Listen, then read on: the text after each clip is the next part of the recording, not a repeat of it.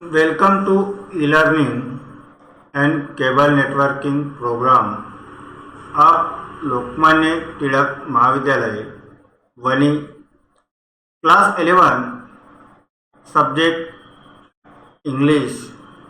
Myself Rajendra Avari. In the previous period, we have seen the meaning of the first stanza. The poet is saying about the cherry seed. The cherry has compared with the child. In this line, the poet is says that the trees have given the water before going to bed, and the trees have must my own, because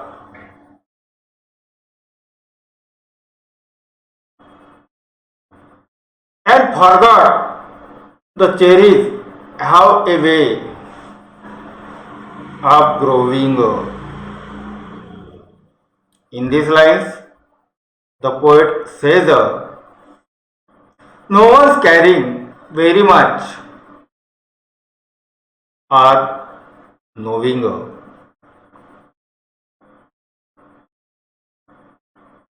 In the second stanza, the poet is saying he was going to tree and had to stay. That is happened. This tree is very small. After, in the next line, the goat ate leaves and the grass cutter scythe. In the next line, the tree is very young tree, have been a struggle with upward thirst. After, the poet says he arms in a fresh fire's lust. Then he is saying the light, air and the sun is required to these trees and have been got to the joy from these trees. In the next line, the poet says, I could wait as one for this who watch and wondering time and the rain. Because these trees have been seen as the green from this time and rain, so who watch and wondering for the time and the rain. तर विद्यार्थी मित्रांनो, आपण या ज्या पहिल्या आधीच्या पिरियड्समध्ये आपण ज्या काही सुरुवातीच्या स्टँडर्डचे जे आपण मीनिंग्स बघितले आहे, त्याच्यानंतर आपण नेक्स्ट स्टँडर्डकडे वळू. We are going to see the next standard. त्याच्यामध्ये आपण या चेरी ट्री बद्दल आपण माहिती बघितलीच आहे. चेरी ट्री बद्दल शॉर्ट स्टोरी बघितली आहे. After we are going to see the next standard. I went away next year, spent a season in Kashmir. आता बा विद्यार्थी मित्रांनो, पोएट काय म्हणतो बा, I went away next year, spent A season in Kashmir. आता त्या poet is saying about A next year. त्याला काय पाहिजे होतं पाया, पण आय वेंट अवे, मी दूरवरती मला जायला पाहिजे होतं. का बरं? Spent A season in Kashmir. काश्मीरमध्ये त्याने जे काय केलेलं आहे ते सीझन त्यांनी खर्च केलेला आहे आणि नंतरच्या वर्षी तो काय झालेला, मी दूरवरती गेलेला आहो. त्याच्याबद्दल का बा, in this place my full time is spent, my full time is spent and season in Kashmir and I went away next year. म्हणजे काय म्हणायचं आहे पण विद्यार्थी मित्रांनो, I went away next year याच्यामध्ये काय केलं त्याने, नंतरच्या वर्षी तो दूरवरती गेलेला आहे आणि काश्मीर या ठिकाणामध्ये त्याने पूर्ण आपलं सीझन काय केलेलं आहे, खर्च केलेला आहे. Came back thinner rather poor but richer by a cherry tree at my door. परत त्या काय केलं बा, तो काय म्हणतो बा, came back thinner rather poor but richer by a cherry tree at my door. माझ्या ज्या अंगणामध्ये, माझ्या ज्या दरवाजासमोर, माझ्या झाडाद्वारे, माझ्या चेरी या सीडद्वारे मी काय झालेलो, एक श्रीमंत झालेलो आहो. कारण पहिले काय होतं, मी ज्यावेळी मागे आलेलो त्यावेळी एक थिनर होतो, तितकाच गरीब होतो आणि परत मी माझ्या अंगणामध्ये माझ्या या झाडाद्वारे, माझ्या या चेरी सीडद्वारे काय झालेला आहो, एक रिचर झालेला आहो, श्रीमंत बनलेला आहो. तर poet is saying in this lines का, first of all I will come back as the thinner, as the poor. That time, by a cherry tree at my door, I was a richer. Next line, 6 feet high, my own dark cherry, and I could scarcely believe it a berry. आता परत पाय, in this lines the poet is saying, काय म्हणतो या लाईन्समध्ये poet का, 6 feet are my own dark cherry, माझं जे स्वतःचं जे चेरी सीड आहे हे काय झालं आहे, 6 फूट हाय म्हणजे उंच असं वाढलेलं आहे.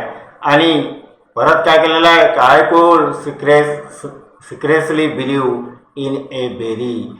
आणि परत काय झालेलं आहे, या बेरी याच्यामध्ये म्हणजे आपण काय त्याला म्हणून मराठीमध्ये परिपक्व अशा या झाडामध्ये मला पूर्णपणे एक मी काय करू शकतो, त्याच्यावरती विश्वास करू शकतो. कारण माझ्या स्वतःचं जे चेरी नावाचं सीड हे 6 फूट वाढल्यानंतर मी माझं ते पूर्ण चेरी नावाचं सीड काय केलेलं आहे, परिपक्व केलेलं आहे आणि माझा त्याच्यावरती पूर्ण काय विश्वास आहे. In the next line, ripened and jeweled in the sun, hung from a branch, just one. आता बा, ripened and jeweled आपण याचा अर्थ परत काय बघू या लाईन्समध्ये. ripened परत परिपक्व आणि jeweled याचा मराठीत मिनिंग आपण बघू तर तो रत्न जडित आपण त्याला म्हणू. hung from a branch, just one. आता बा, ज्यावेळी पोएट काय म्हणतो, poet is saying in the सन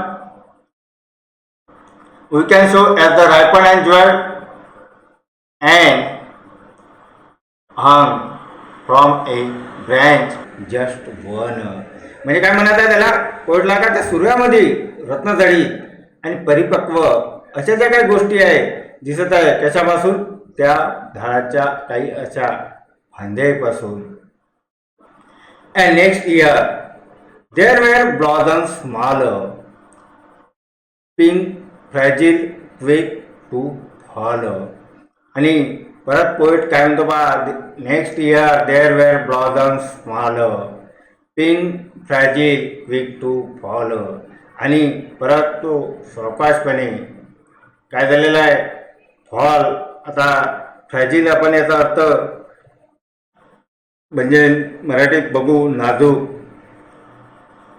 आणि ब्लॉझम याचा अर्थ आपण मराठीत त्याला का म्हणू बहरणे, आणि इंग्लिशमध्ये त्याचा अर्थ दिलेला आहे flowers that bloom on trees. आता flowers that bloom on trees म्हणजे झाडावरती हे जे फ्लॉवर्स आहेत म्हणजे फुले आपण म्हणतो मराठीत, तर ते कशा बहरत आहे. म्हणजे ब्लॉझम्स मीन्स म्हणजे बहरत, दे वर ब्लॉझम्स स्मॉल. म्हणजे नंतरच्या वर्षी काय झालेलं आहे, ते जे छोटेसे पिंक कलरचे नाजूक असे जे फुलं आहे हे पूर्ण त्यानंतर वर्षी काय झालेलं आहे, बहरू लागलेले आहे. आणि नंतरची लाईन काय म्हणतो बा, at the nearest breath the sleepiest breeze. आता at the nearest breath the sleepiest breeze. आता ब्रीज याला मराठीत आपण काय म्हणू, वाऱ्याची झुळूक. पहा तुम्ही, जेव्हा एखादी झाड आपल्या घरी राहते आणि वाला तर तो आपले झाडची पानं हलायला लागते, तर म्हणून आपण त्याला मराठीत काय म्हणू, वाऱ्याची झुळूक. तर at the nearest breath the sleepiest breeze, the poet is saying about this cherry seed because this tree is the sleepest breeze in the merest breath. म्हणजे त्या झोपलेल्या अशा अवस्थेमध्ये ते वाऱ्याची झुळूक आलेली आहे आणि ते जवळपास काय करायला लागला, श्वास घ्यायला लागलेला आहे. म्हणून आपल्याला स्टँजामधून आपल्याला लक्षात येईल का बा ह्या स्टँजामध्ये नेमका पोएट काय म्हणतो ते आपण आता या पोएट आपण स्टँजामधून बघितलं आहे. तर याच्यावरून विद्यार्थी मित्रांनो आपल्याला काही या लाईन्समधून आपल्याला फिगर ऑफ स्पीच आपण बघू. I went away next year spend A season in Kashmir.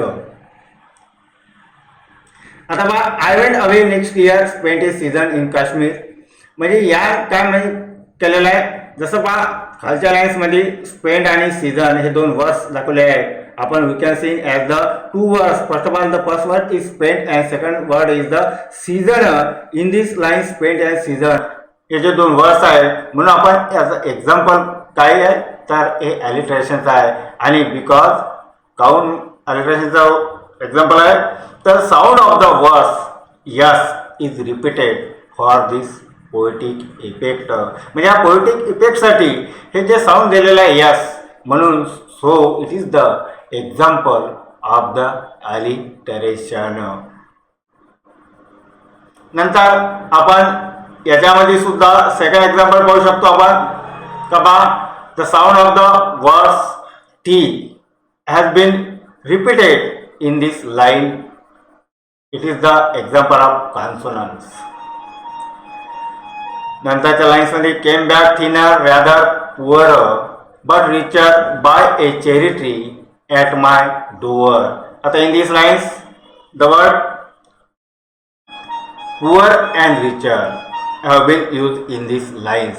आता बा पुअर अँड रिचर हे जे दोन्ही वर्ड्स जे आपण बघितले आहे हे कसं आहे एकमेकाच्या विरोधी आहे, म्हणजे वर्ड अपोजिट्स म्हणू आपण त्याला. म्हणून it is the example of the अँटिथेसिस.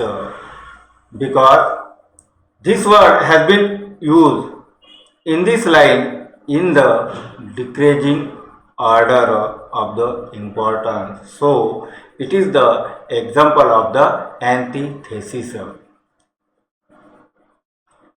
6 feet high my own dark cherry and I could scarcely believe it a berry. आता बा परत पुन्हा याच्यामध्ये आपण जे एक्झाम्पल पाहू शकतो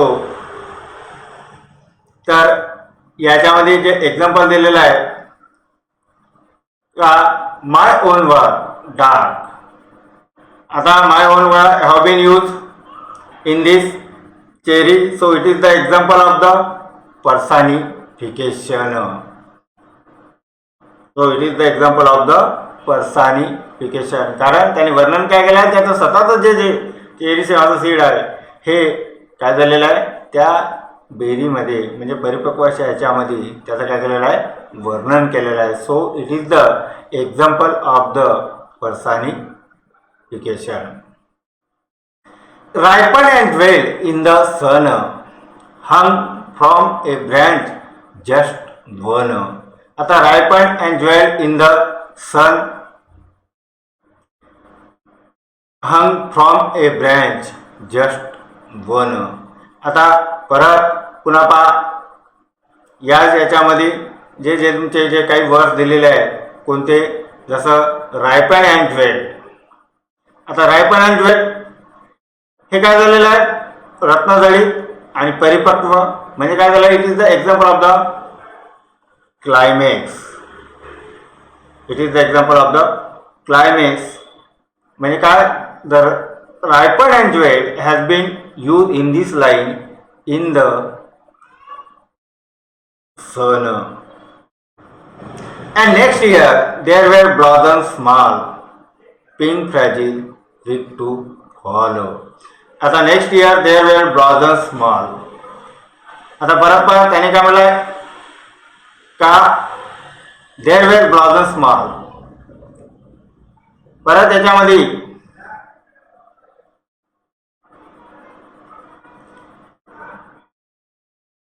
at the merest breath the sleepiest breeze. आता परत त्याच्यामध्ये तुमचे जे आपण एक्झाम्पल बघितलेले आहे फिगर ऑफ स्पीचबद्दल. तर now we are going to see the next paragraph. I lay on the grass at is looking up through leaves at the blue. आता बा, I lay on the grass at it, the poet is saying in this line का leaves at the blue is looking up through. म्हणजे काय म्हणला त्याने का, ते या कलरचे जे पानं आहे त्याच्यावरती आपण काय करताय, बघत आहे. आणि बघितल्यानंतर त्या ग्रासवरती मी काय करत आहे,